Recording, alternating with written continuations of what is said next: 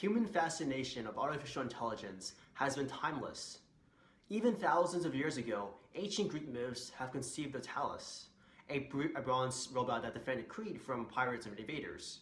And nowadays, when asked about machine learning, people picture intelligent robots like the Cyborg T-800 from the Terminator or Ava from Ex Machina.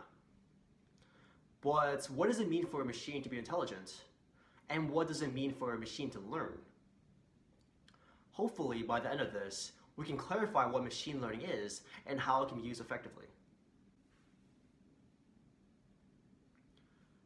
We will introduce a few high-level points that you should know by heart: the definition of machine learning, the types of machine learning, and the challenges faced in machine learning.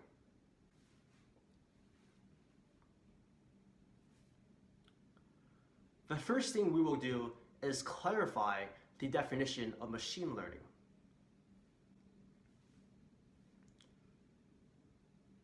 Arthur Samuel, a pioneer of artificial intelligence, described machine learning as a field of study that gives a computer the ability to learn without being explicitly programmed. Maybe you're wondering what it means to learn. Well, we'll get into that later, but as for now, you can think of learning as improving the performance of a given task.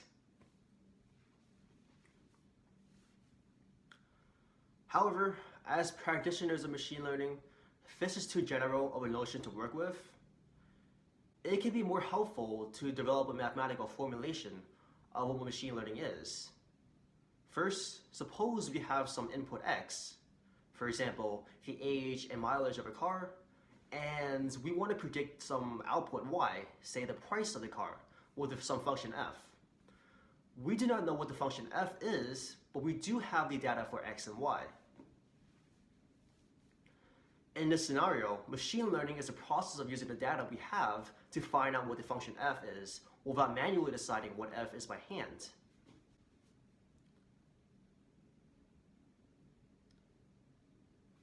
X and y are considered to be the training data that we use to find f. A feature is a measurable characteristic that we use to make the predictions with f. The input x can be composed of multiple features. Using our previous example, x can be composed of the feature age and the gas mileage. Sometimes we refer to the feature as a predictor. And the sample size is the number of training instances we use to train our model. Next, we will discuss the different types of machine learning categories that exist. There are three main categories of machine learning: supervised learning, unsupervised learning, and reinforcement learning. Each category describes a different way for how a machine can learn. In supervised learning, the training data you feed your machine learning algorithm includes both the inputs and the desired solutions, called the labels. We can use supervised learning to solve a classification or regression task.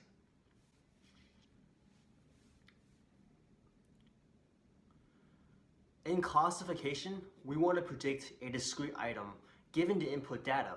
For example, we may want to predict whether an image is an apple or it is not an apple.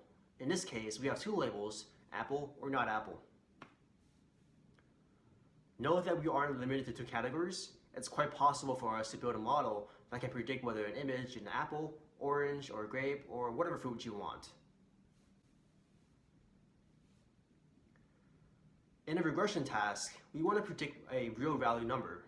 For example, we may want to predict how much a person weighs given the height of that person. In the picture above, the regression model is represented by a straight line, but that may not always be the case. The regression can be a curved line or any type of line you wish. Note that the distinction between classification and regression has to do with what you're trying to predict and has nothing to do with the inputs. In unsupervised learning, there are no labels and the system learns without a teacher. In this example, you can see that there are apples, bananas, and peaches. Imagine you are the machine learning system and you didn't know what these fruits are called. In other words, imagine that these images do not have labels.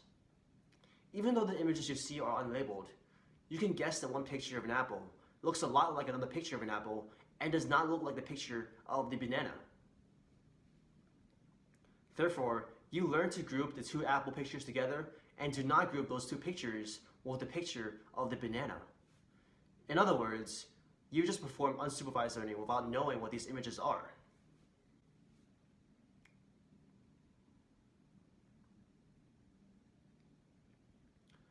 The example with the fruits is an example of clustering algorithm, or an algorithm that detects groups of similar instances. Another type of common unsupervised learning is anomaly detection, or trying to decide if a data point is normal or not. One common example of this is deciding whether a credit card transaction is a good transaction or whether that transaction is fraudulent. Sometimes we're given data that is both labeled and unlabeled for our task. For example, maybe our task is predicting whether an image is a cat or a dog, and we have a set of pictures that are labeled as cat or dogs, and another set of pictures that is unlabeled. One thing we can do is just use the labeled set of pictures. However, if we do so, we do not take advantage of the information from the unlabeled set of pictures. So in semi-supervised learning, the system is built to learn from both the labeled and unlabeled data simultaneously.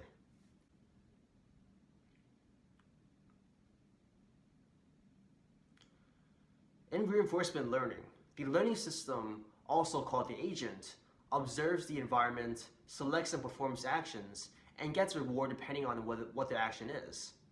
Over time, the agent learns by itself what the best strategy or the best policy to get the most amount of reward over time. For example, in the Super Mario world, our agent is Mario. The actions that he performs is walking around the map. If he encounters any coins, he gains rewards. And if Mario saves Princess Peach, he gains a huge reward at the end. Over time, the controller of Mario tries to learn the best method or best policy to collect the most amount of coins while also saving Princess Peach as fast as possible.